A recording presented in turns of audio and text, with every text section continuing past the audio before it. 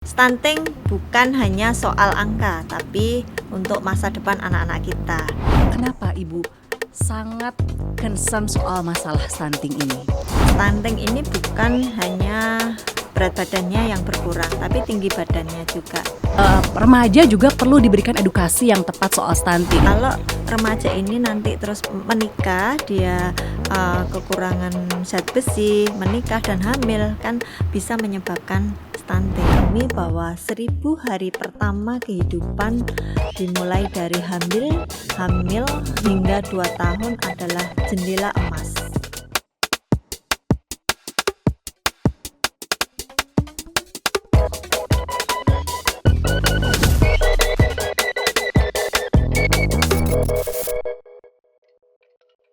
Halo sedulur Kompas TV, piye kabare? Seneng banget Sapa Jatim podcast saja kembali hadir di Kompas TV. Dan kali ini seperti biasa kita akan menghadirkan informasi terkini di Jawa Timur dan juga tokoh-tokoh inspiratif. Kali ini kita sudah kedatangan satu tokoh inspiratif di Jawa Timur, namanya adalah Ibu Sri Wahyuni. Matur nuwun sangat Ibu sudah hadir di podcast saja. Terima kasih Mbak. Sehat Bu? Alhamdulillah. Senang sehat. banget. Saya tuh pagi-pagi senang banget ya ketika taping acara podcast ini, karena Bu Sri Wahyuni ini selain seorang wanita hebat, satu-satunya pemimpin di DPRD Provinsi Jawa Timur, selaku Wakil Ketua 4 Bu di DPRD Provinsi Jawa Timur. Tapi beliau juga awet muda banget guys, ya Allah. Sama Mbaknya juga Awet muda cantik banget, kelahiran tahun 79 tapi saya kira masih 30-an gitu ya. Nah, beliau ini adalah anggota fraksi Partai Demokrat untuk tahun 2024 sampai 2029 Jibu di DPRD Provinsi Jawa Timur. Dan beliau ini juga seorang tenaga kesehatan, seorang nakes, sehingga selalu aktif untuk menyuarakan melawan stunting karena untuk menyelamatkan generasi emas. Ya, betul Bu. Kita akan bahas soal itu. Tapi seperti biasa nih Bu, di podcast saja ini kita selalu membahas soal profil dulu. Kita akan membahas siapa sebenarnya wakil kita di DPRD Provinsi Jawa Timur. Dan saudara, saya Virjanti Kusuma, senang banget kita akan ngobrol soal stunting. Tapi kita kenalan dulu sama Ibu Sri Wahyuni. Ibu Sri Wahyuni ini adalah seorang perawat. Jadi sejak 20 tahun lebih ya Bu, sudah berkecimpung di dunia kesehatan. Tapi kemudian karena takdir juga katanya ketika tahun 2004 akhirnya nyemplung di dunia politik, tepatnya di Partai Demokrat, dan menjabat sebagai anggota DPRD Provinsi Jawa Timur sampai 2029. Boleh diceritain gak Bu, gimana seorang perawat ini ya, perawat benar-benar profesional perawat sejak 20 tahun yang lalu tiba-tiba nyemplung di dunia politik? Iya, terima kasih Mbak Virgin atas kesempatan dan Kompas yang sudah memberikan kesempatan kepada saya untuk bisa sharing di sini. Jadi saya perawat, lulusan perawat tahun 98. Waktu itu 99 mau melanjutkan kuliah, tapi ya takdirnya saya harus kerja dulu. Dari 99 saya masuk di Rumah Sakit Umum Pemerintah Sosodoro Jatikusumo. Saya 2 tahun di Sosodoro. Setelah 2001 ada Rumah Sakit Aisyah yang membuka lowongan. Saya mencoba untuk ikut seleksi di sana di Rumah Sakit Aisyah 2001. Alhamdulillah diterima. Sampai kemarin 2024 saya baru resign setelah dinyatakan lolos di pemilu kemarin. Jadi ya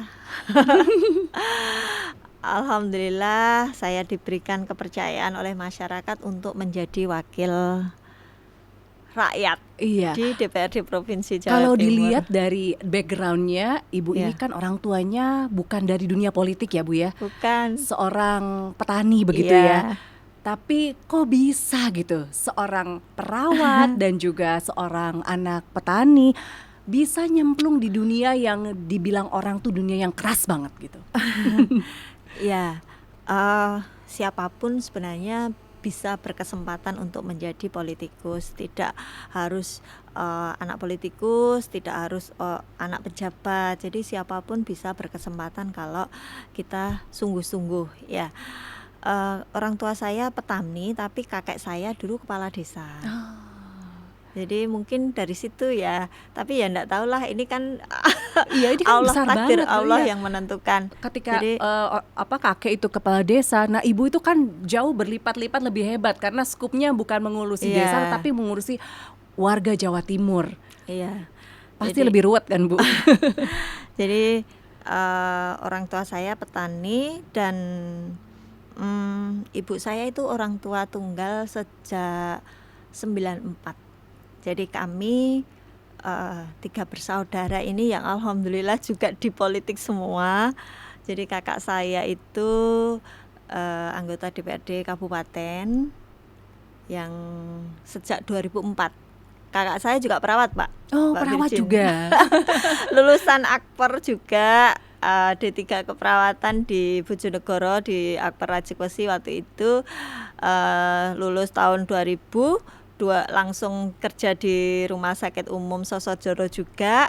Terus ada pemilu 2004, waktu itu Demokrat zamannya Pak SBY, SBY lagi naik-naiknya ya, Bu. itu ditawari untuk nyalek. Lah dari situ karena mungkin perawat itu kalau di desa kan pasiennya banyak, dia sering dipanggil untuk diminta tolong untuk warga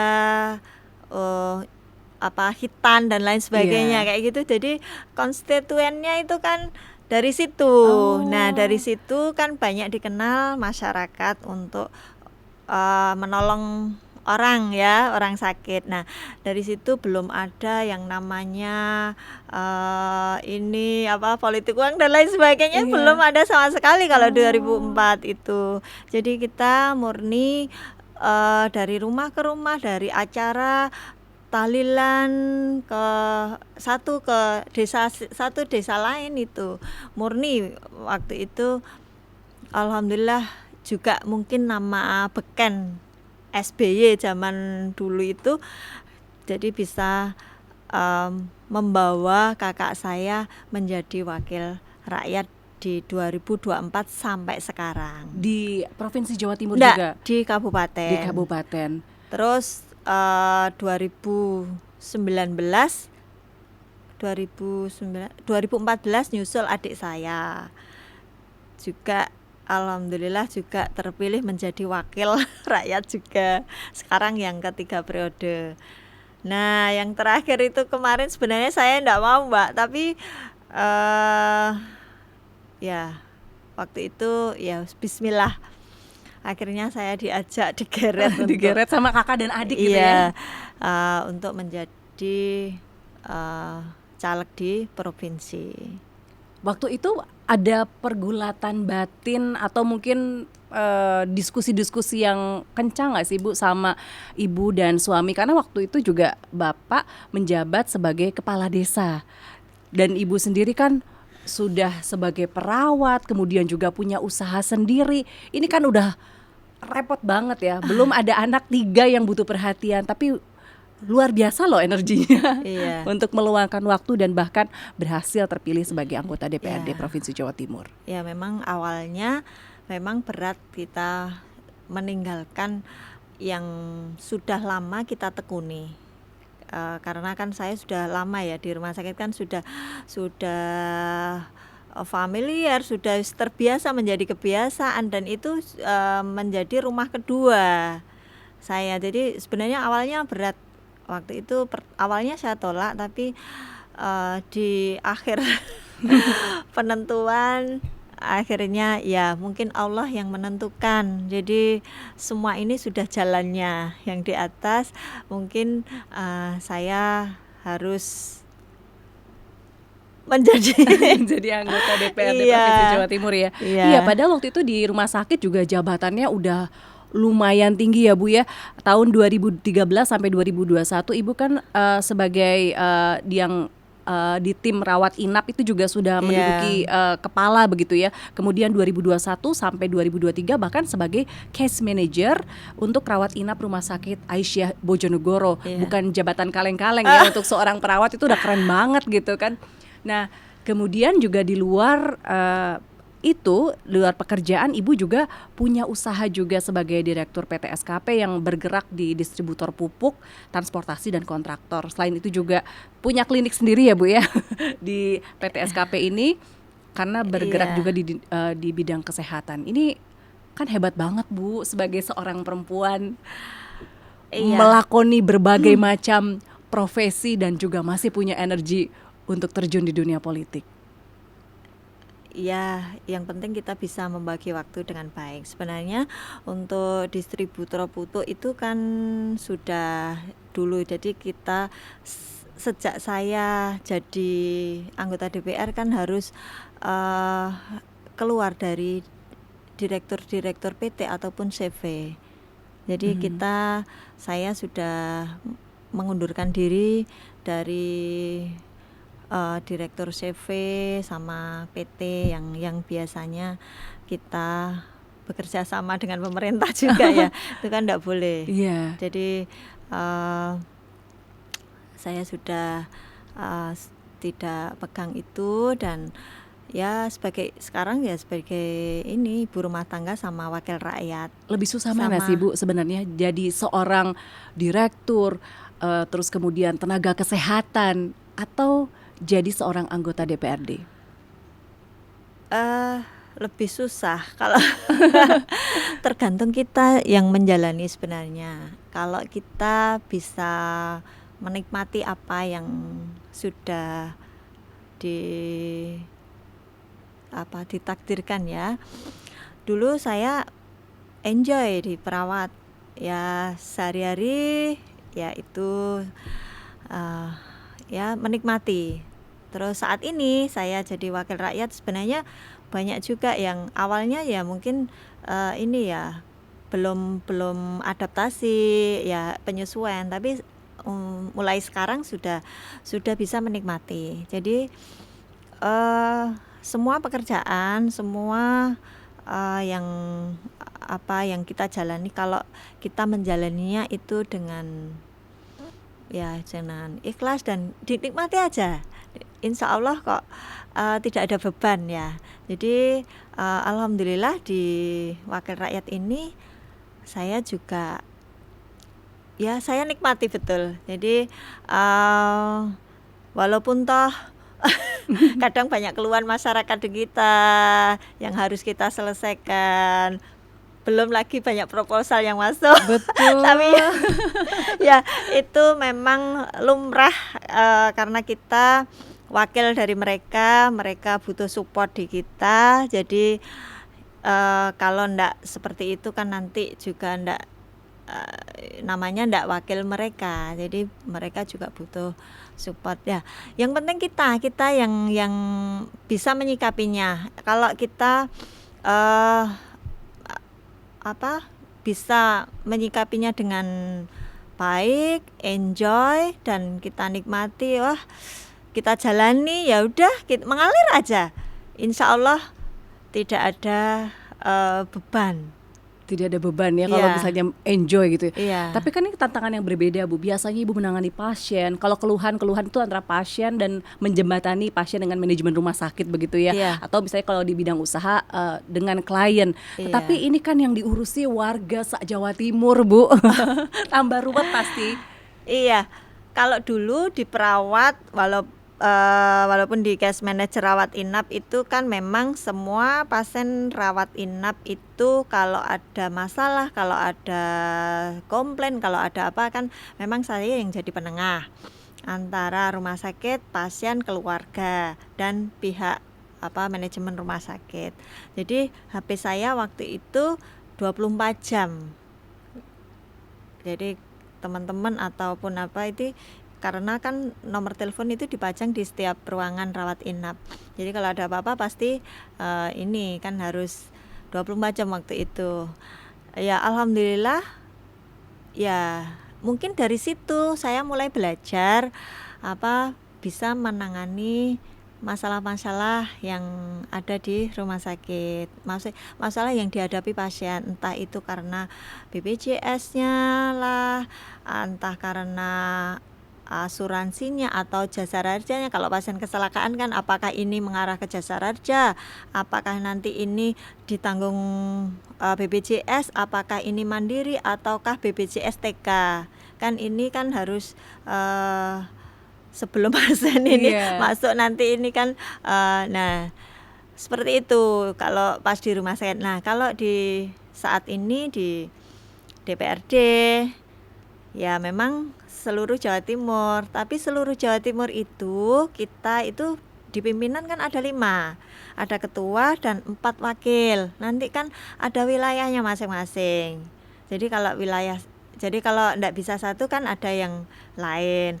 Terus teman-teman di provinsi itu kan ada 120 anggota DPRD dari beberapa dapil.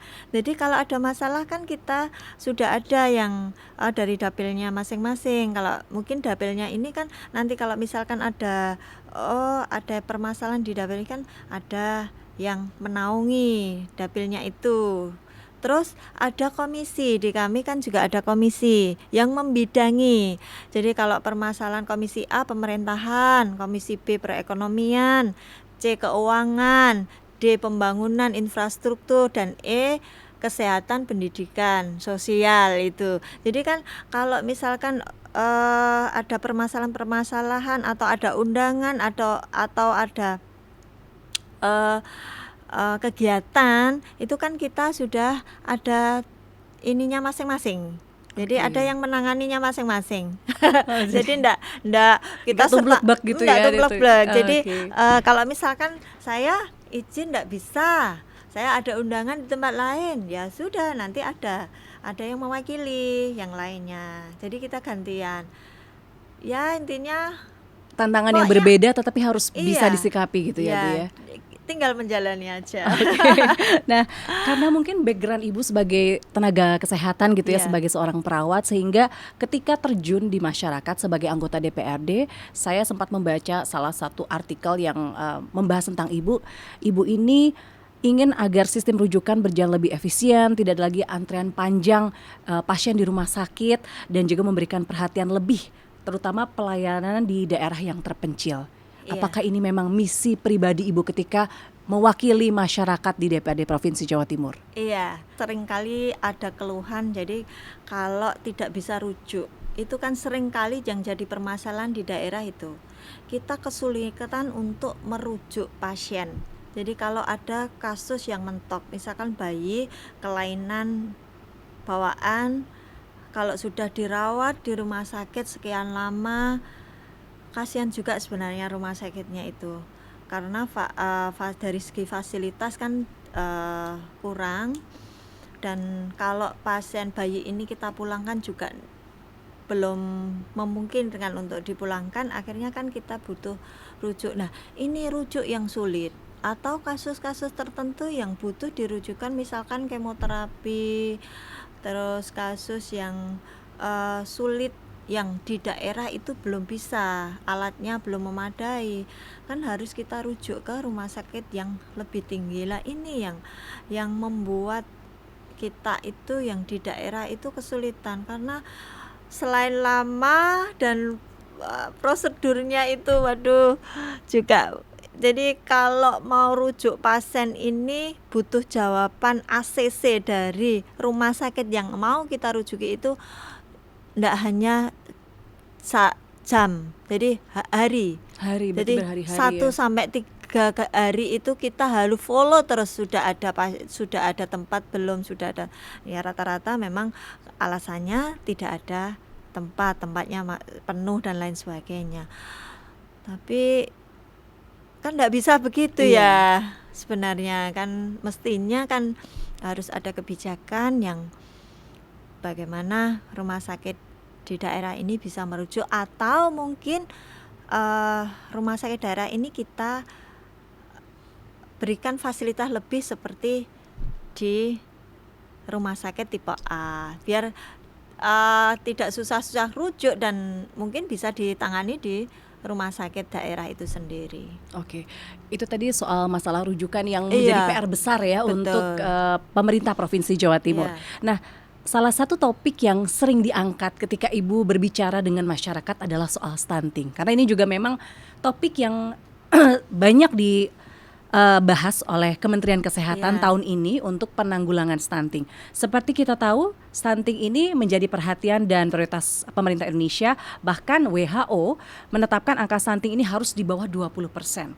Sementara di Indonesia, terutama di Jawa Timur pada tahun 2024 ini angkanya masih tinggi. Kalau di Indonesia sebanyak 19,8% atau 4,4 juta lebih balita itu masih ternyata Iya. tercatat sebagai stunting. PR-nya masih besar banget.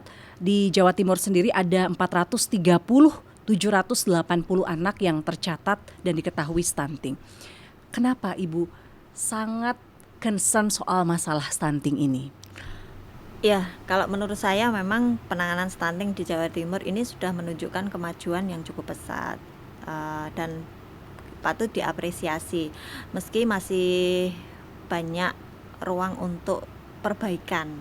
Ya, Jawa Timur termasuk provinsi unggulan di Indonesia dengan komitmen kuat dari Pemprov, DPRD dan masyarakat untuk menangani dan mencegah terjadinya stunting ini. Ada beberapa program untuk mencegah stunting ini di Jawa Timur yang fokus untuk masalah ya yang kemarin mungkin di dalam RPJMD 2025 sampai 2009 ini fokus pada intervensi gizi yang lebih spesifik lagi, seperti pemberian makanan tambahan, ada pemberian suplemen, dan saya melihat kolaborasi lintas sektor dari Dinas Kesehatan hingga Dinas Pertanian ini maupun Dinas Kesehatan juga sudah lebih baik, dan ini terbukti bisa menurunkan prevalensi stunting. Namun kita juga harus lebih inovatif untuk bisa memanfaatkan teknologi untuk pemantauan posyandu. Secara keseluruhan ini saya optimis Jawa Timur bisa jadi model nasional jika kita menjaga momentum ini. Stunting bukan hanya soal angka, tapi untuk masa depan anak-anak kita. Seperti yang pernah saya sampaikan di podcast sebelumnya dan di rapat-rapat DPRD biasanya. Baik, stunting ini kan kalau boleh saya ambil resumenya bahwa ini merupakan kondisi gagal tumbuh di mana sehingga pertumbuhannya itu tidak optimal, terutama di 1000 hari pertama kehidupan ya. Nah, kalau di Jawa Timur sebenarnya masalahnya itu di mana sih Bu? Ketika menemukan banyak kasus stunting. Ya, memang stunting ini bukan hanya berat badannya yang berkurang, tapi tinggi badannya juga. Dan penyebabnya kekurangan gizi yang dalam jangka waktu yang panjang, 1000 hari pertama. Jadi mulai dari dalam kandungan sampai anak ini lahir di usia 2 tahun. Sebenarnya program pemerintah untuk menangani ini juga sudah cukup banyak ya. Malah justru ada jemput bola juga, ada yang ditugaskan kader itu yang namanya tim pendamping keluarga itu yang di desa-desa itu diambil dari kader untuk terjun langsung untuk mendata, untuk memeriksa baik ibu hamil sampai ibu nifas, bahkan remaja. Jadi karena penyebab dari stunting ini tidak instan hanya kurang gizi berapa bulan saja, enggak, tapi kan 1000 sebelumnya harus kita tangani. Jadi mulai remaja tidak boleh kekurangan zat besi, makanya ada posyandu remaja. Dan kita gencar-gencarnya juga memberikan obat tablet tambah darah pada remaja. Betul. Usia SMP, SMA, terus ada posyandu remaja itu kadang kalau ndak dapat dari sekolah kan di desa itu kan kita mengadakan posyandu remaja. Kalau di desa saya loh yaitu jadi dari program puskesmas itu ada posyandu remaja yang tujuannya memang untuk agar remaja ini tidak kekurangan darah. Jadi dikasih tablet tambah darah. Selain itu juga memang ada beberapa edukasi biar tidak pernikahan dini, terus terkait narkoba dan lain sebagainya. Tapi fokus untuk menangani stunting kan untuk pemberian tablet tambah darah ini. Pemberian tablet darah ya. Soalnya kalau beberapa tahun yang lalu fokus penanganan stunting pemerintah itu kan kepada ibu hamil dan kemudian ibu menyusui. Tapi sekarang lebih maju karena remaja juga perlu diberikan edukasi yang tepat soal stunting. Stunting bisa dimulai dari remaja. Ketika remaja itu kekurangan darah, maka potensi anak itu dia akan menghasilkan anak yang stunting lebih tinggi. Betul begitu ya Bu ya? Iya, jadi kalau remaja ini nanti terus menikah, dia kekurangan zat besi, menikah dan hamil kan bisa menyebabkan stunting gitu. Jadi makanya kan antisipasi sebelumnya. Jadi pencegahan lebih baik daripada penanganan kan, betul sekali. Apalagi kalau saya lihat dari backgroundnya Ibu sebelum jadi anggota DPRD Provinsi Jawa Timur, Ibu adalah ketua tim penggerak PKK di desa di Bojonegoro karena kebetulan suami juga selaku kepala desa sehingga tidak ada orang yang lebih tepat untuk berbicara soal stunting karena Ibu langsung terjun ke masyarakat, ke posyandu, saya yakin langsung merangkul masyarakat. Ketika di masyarakat apa yang ditemui Ibu terkait kasus stunting ini yang paling unik? Jadi desa saya juga pernah mendapat stunting banyak, lumayan. Jadi itu yang menjadikan semangat untuk bisa bagaimana tidak terjadi stunting di desa saya itu.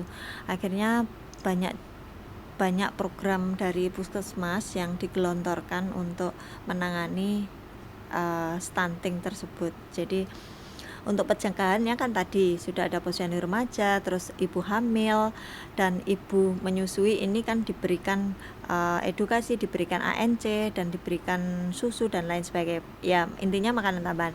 Terus ya kalau sudah lahir untuk penanganan yang balitanya ini yang agak susah karena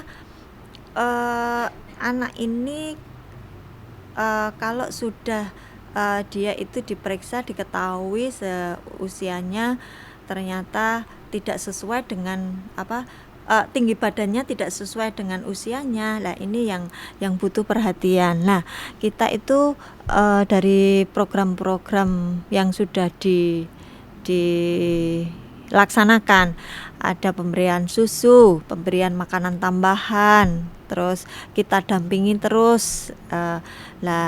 Itu kadang juga susu yang kita berikan itu anak ini enggak suka. Seperti itu.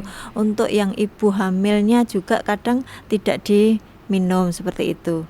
Yang untuk balitanya ini yang susah kadang karena mungkin ya kita perlu edukasi orang tua sih sebenarnya. Orang tua harus telaten. Jadi harus telaten ngasih makan kepada anak, makanan tambahan. Karena kalau tidak dicoba, tidak dibiasakan setiap hari, anak ini ya tidak akan terbiasa untuk makan sehari-harinya, makan sehat sehari-harinya.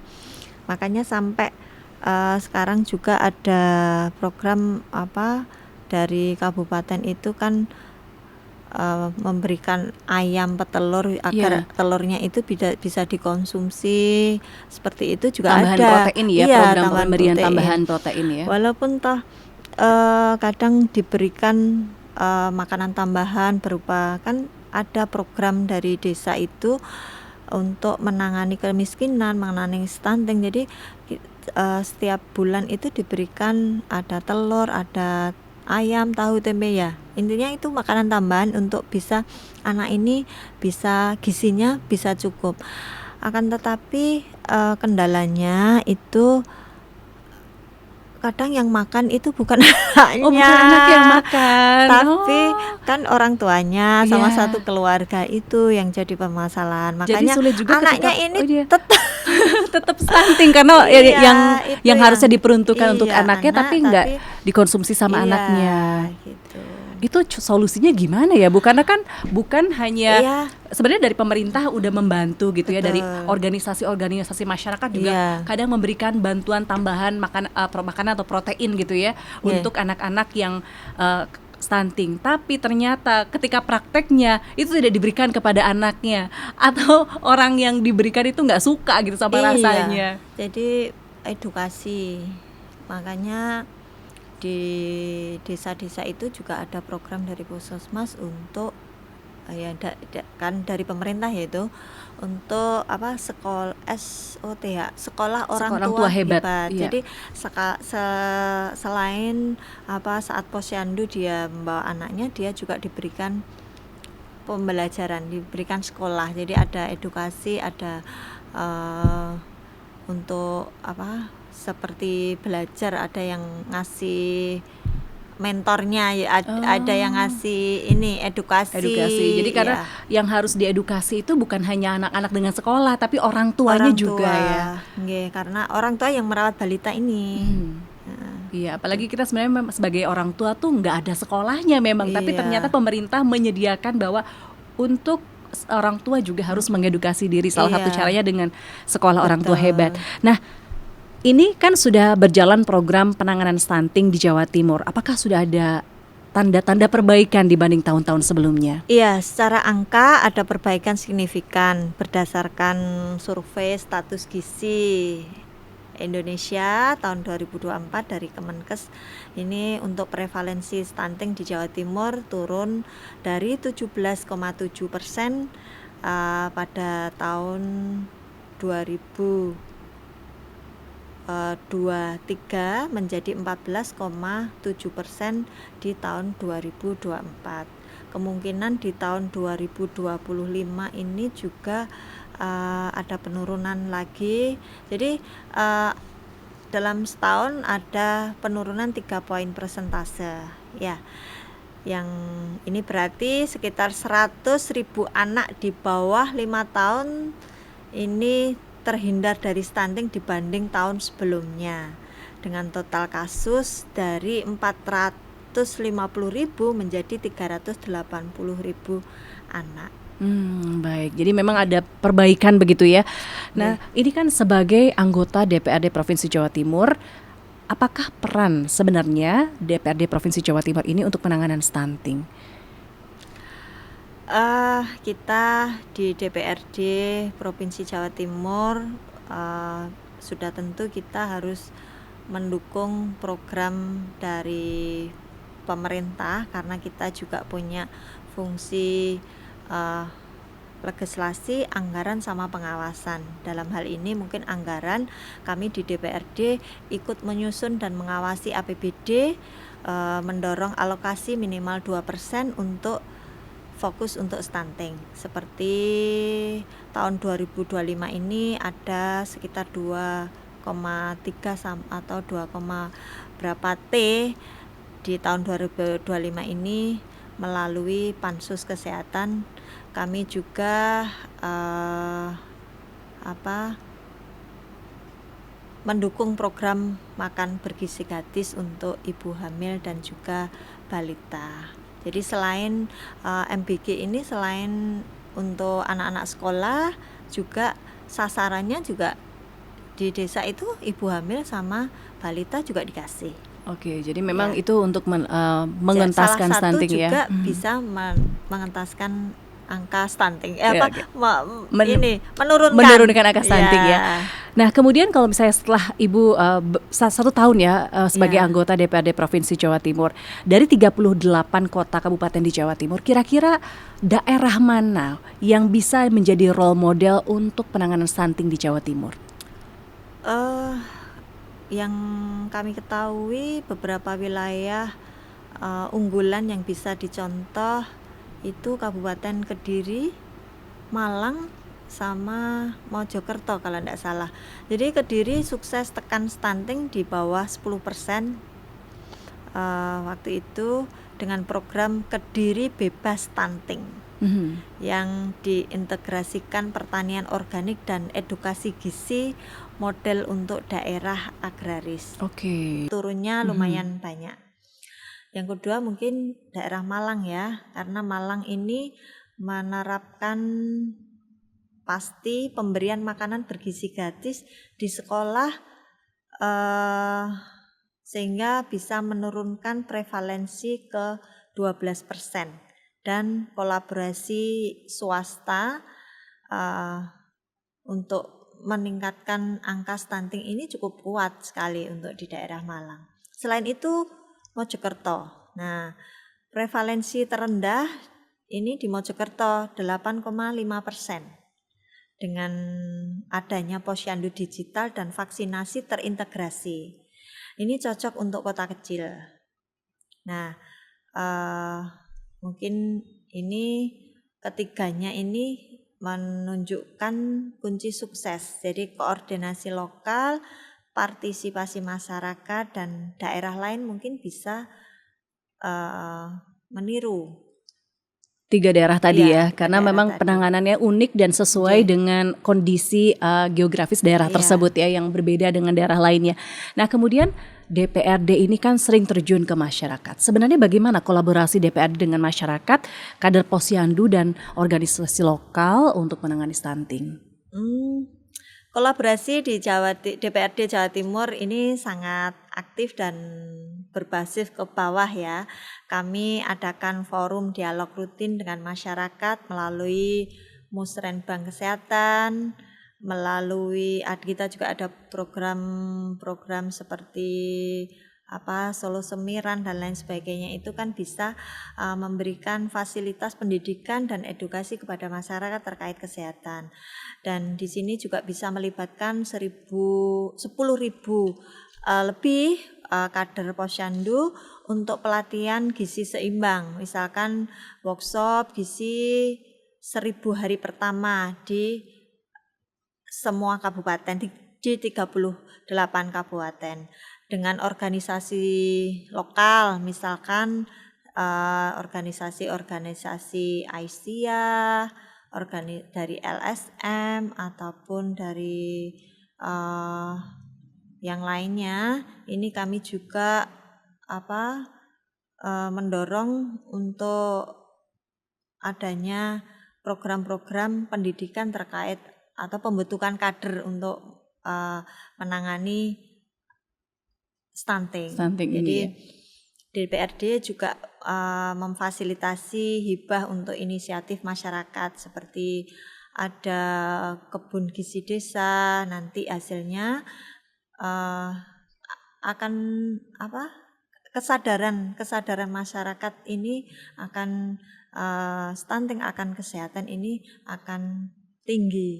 Jadi ini gotong royong sejati antara DPRD, masyarakat dan juga pemerintah.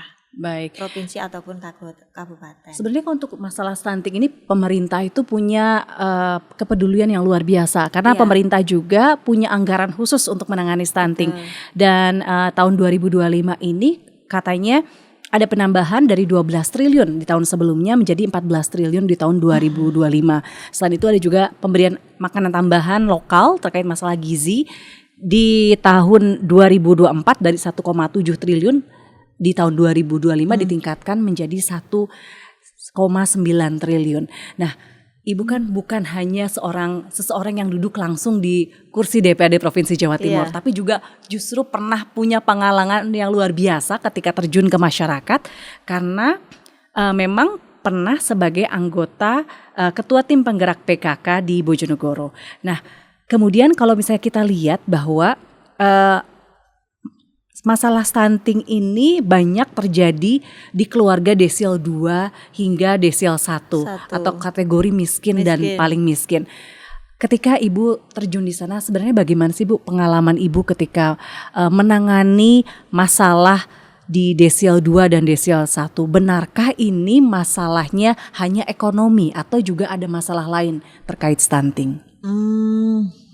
Jadi ya pengalaman sebenarnya pemerintah itu sudah jemput bola untuk menangani stunting, karena ini stunting kan program penanganan stunting kan nasional ya, Betul. menyeluruh. Jadi kita yang di daerah misalkan angka stuntingnya masih tinggi itu merasa ini harus bagaimana harus menanganinya, itu luar biasa sebenarnya. Sudah yang diberikan, yang dilaksanakan itu sudah luar biasa. Jadi mulai ada posyandu remaja yang tadi saya bilang itu pemberian tablet tambah darah, karena kalau ibu hamil ini kurangan asam folat, kan akan terjadi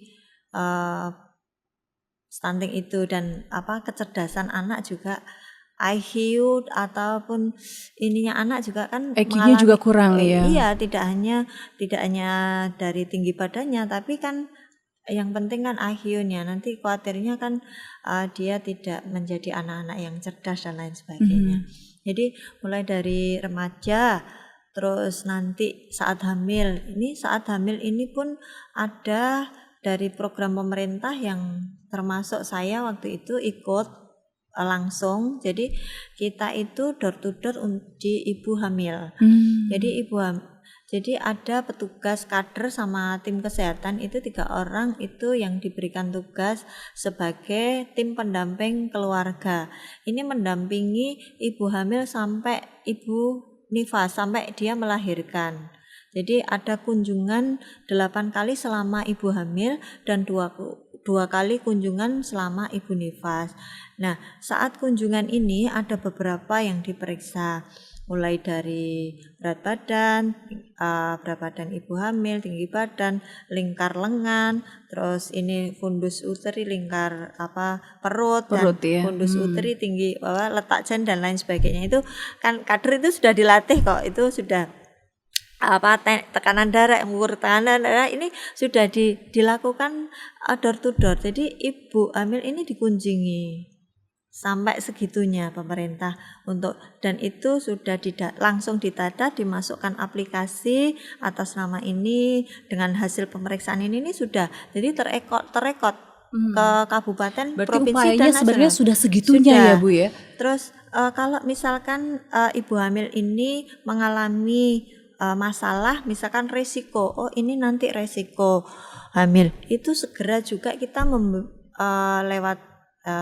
petugas kesehatan, kan ada Bu Bidan juga waktu itu kan, selain saya ibu kepala desanya kan saya juga nakes ya, jadi saya paling nggak tahu, jadi kita memberikan catatannya, ini itu sudah ada di datanya itu, resiko tinggi, mungkin ada darah tinggi, mungkinnya atau anemia atau tensinya mungkin dia mengalami keluhan terlalu rendah. Nah, itu sudah terlaporkan di situ di aplikasi di saat saya menjadi TPK itu sudah ada. Jadi dilaporkan. Jadi kalau misalkan ibu ini ada resiko nanti saat melahirkan, ini sudah diantisipasi sejak awal. Jangan sampai terjadi kematian pada ibu saat melahirkan, kematian janin dan ibu saat melahirkan itu. Jadi sudah diantisipasi supaya tidak terjadi hal yang semacam itu. Oke. Kemudian kan tadi di desil 2 sama desil 1 untuk kategori miskin dan paling miskin itu kan memang sangat sulit ya Bu. Kadang sudah disediakan oleh pemerintah tapi susu nggak diminum, kemudian makanan nggak dikonsumsi anak yang stunting. Iya. Nah, apakah Ada orang yang bilang kemiskinan itu bukan hanya masalah ekonomi, tetapi juga masalah mindset. Iya. Yang sulit itu adalah mengubah mindset untuk bangkit dari kemiskinan itu. Betul. Betulkah demikian? Iya, jadi mungkin ini kalau terjadi di daerah-daerah terpencil ya, yang itu kesulitan karena ya, harapan kami ke depan supaya program-program ini bisa diberikan secara merata, baik di daerah terpencil dan jauh misalkan yang sulit terjangkau kayak Jadi gitu. edukasinya harus lebih Iya, merata begitu ya Bu ya? Iya, jadi untuk petugas kesehatannya juga harus ada yang merata, jadi tidak hanya di daerah, biar semua tertangani. Kalau saat ini belum merata? Ya, kemungkinan di daerah tadi terpencil ya, yang sulit, mungkin daerah yang mungkin belum terakses seperti, begitu ya untuk informasi Iya, dan betul. lainnya, sehingga mereka juga sulit untuk mendapatkan informasi Iya. terkait itu. Nah, kalau misalnya berbicara soal stunting Bu, ini kan sebenarnya pemerintah sudah begitu luar biasa untuk mendorong dan juga menjembatani tim kesehatan untuk terjun ke masyarakat. Tapi dari masyarakat sendiri kita lihat bahwa masih banyak tantangan-tantangan yang ditemui. Kalau selama tahun 2024 hingga 2029 ini kan PR-nya banyak ya Bu di DPRD Provinsi Jawa Timur. Sebenarnya kalau bisa di breakdown, apa kira-kira yang harus secepatnya nih dalam 5 tahun pertama Ibu menjabat di DPRD Provinsi Jawa Timur, kira-kira apa yang harus diselesaikan terkait stunting? Mungkin harapan ya, satu harapan kami mungkin pada generasi muda atau calon orang tua untuk paham dan mengerti tentang pentingnya pemenuhan gizi pada anak. Jadi kami berharap kepada generasi muda dan calon orang tua, jadilah pionir kesadaran akan gizi. Pahami bahwa 1000 hari pertama kehidupan dimulai dari hamil hingga 2 tahun adalah jendela emas. Pemenuhan gizi seperti ASI eksklusif, makanan MPASI, makanan tambahan ASI, dan cek tumbuh kembang rutin pada anak, sehingga ini bisa mencegah terjadinya stunting yang permanen. Jangan anggap remeh stunting, karena stunting bukan hanya fisiknya, bukan hanya berat badannya yang kurang, tinggi badannya yang pendek, akan tetapi IQ dan produktivitas masa depan. Jadi saya berharap untuk anak-anak muda, generasi muda yang akan datang ini bisa aktif di komunitas, seperti mungkin jadi relawan atau kader posyandu atau kampanye di media sosial untuk anak sehat hari ini, Jawa Timur maju besok. Ayo generasi Gen Z dan milenial, jadikan ini gaya hidup, dengan dukungan DPRD, Pemprov, dan masyarakat kita bisa mewujudkan itu. Oke. Kalau misalnya Ibu punya kesempatan, dan hari ini saya berikan kesempatan untuk berbicara dengan masyarakat Jawa Timur untuk memberikan pesan secara langsung terkait stunting, apa yang ingin disampaikan? Pesan sederhana kami di DPRD, mungkin pencegahan stunting dimulai dari diri kita sendiri, dimulai dari rumah kita sendiri. Masyarakat Jatim prioritaskan gizi seimbang, beri ASI eksklusif hingga 6 bulan. MPASI beragam dari pangan lokal seperti tahu, tempe, telur, ayam, dan lain sebagainya yang ada di sekitar kita itu banyak. Cek rutin kehamilan saat di posyandu ataupun kalau sekarang kan sudah tadi kan ada Iya. yang jemput bola itu Betul. daerah-daerah tertentu mungkin ya. Dan hindari makanan instan seperti tinggi gula dan fokus pada zat besi, protein dan vitamin. Itu. Insya Allah kerjasama dengan pemerintah ini bila ada suatu hambatan mungkin bisa dilaporkan atau kita ikut program PMT gratis.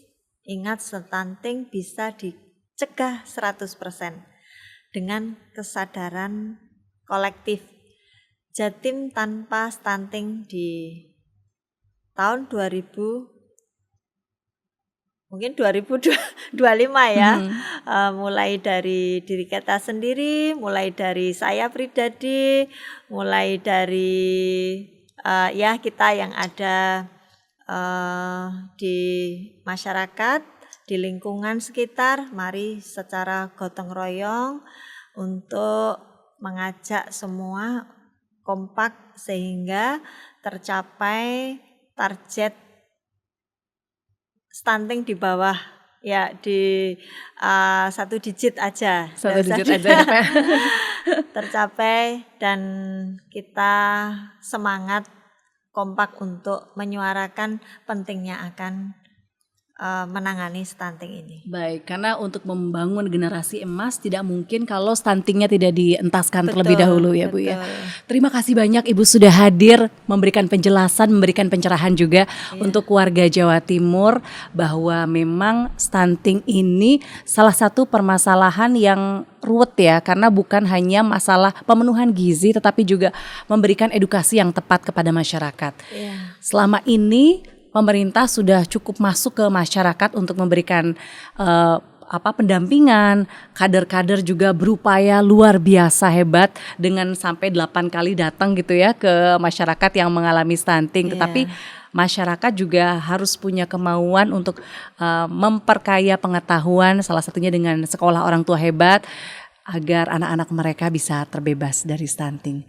Kalau saya kasih kesempatan satu lagi untuk berbicara dengan masyarakat Jawa Timur, apa yang ingin disampaikan Bu? Boleh terkait apa saja, nggak harus melulu soal stunting. Ya, intinya mari kita semua mulai dari diri kita sendiri untuk hidup sehat, makan makanan yang sehat, berolahraga. Jangan lupa juga memotivasi orang lain dan mengajak orang lain untuk bisa hidup sehat, biar kalau ini kita ajakan itu kan nanti dari sedikit kan bisa masyarakat bisa menyeluruh juga kalau kita banyak yang ikut. Jadi semangat untuk kita berikan motivasi, edukasi untuk terus hidup sehat. Oke, untuk hidup sehat untuk kita dan lingkungan kita. Terima kasih sekali lagi Ibu Sri Wahyuni, Ketua 4 DPRD, Wakil Ketua 4 DPRD Provinsi Jawa Timur. Sekali lagi selamat menjadi wanita pertama yang jadi ketua di DPRD. Enggak toh, yang dulu juga ada ya, tapi untuk periode kali ini adalah satu-satunya wanita yang menjabat sebagai Wakil Ketua di DPRD Provinsi Jawa Timur. Luar biasa sekali. Dari seorang nakes, tapi ternyata nasib membawa menjadi seorang perwakilan rakyat di DPRD Provinsi Jawa Timur. Semoga lancar sampai akhir masa jabatan di tahun 2029. Semoga program-programnya juga terus berjalan dengan lancar Ibu. Mudah-mudahan nanti juga ada nakes-nakes yang lain, terutama dokter yang menyusul jadi wakil rakyat. Supaya bisa menyuarakan tentang kesehatan juga di iya. DPRD Provinsi Jawa Timur. Terima kasih banyak Ya, Ibu. sama-sama. Dan kita juga pamit dulu. Saudara, jangan lupa tetap saksikan podcast saja. Jangan lupa like, comment, dan juga subscribe di podcastnya Kompas TV Jawa Timur. Saya Virgianti Kusuma pamit dulu. Jangan lupa saksikan podcast saja episode-episode selanjutnya. Sampai jumpa. Terima kasih. Terima kasih. Ibu, monggo minum dulu.